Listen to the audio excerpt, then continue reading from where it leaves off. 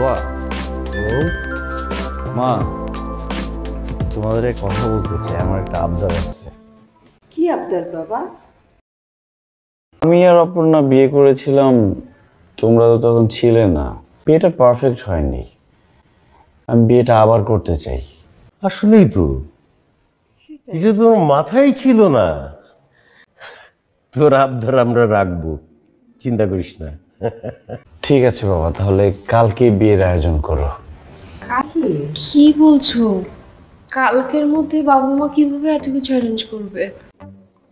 না না বৌমা, রবিন যেটা বলেছে ঠিকই বলেছে। এটা তো আমাদের অনেক আগেই করা উচিত ছিল।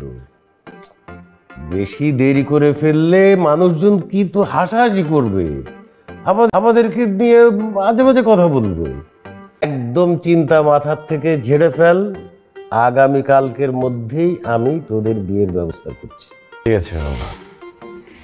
ঠিক আছে বাবা। শোনো,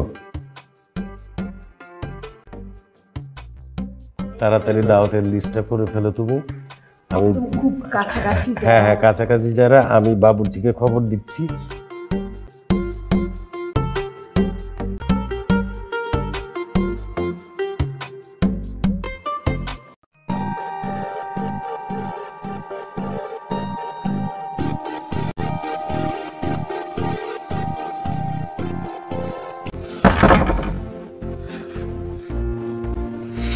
তুই এতদিন পরে কোত্থেকে গেলি? দোস্ত, আই এম রিয়েলি সরি।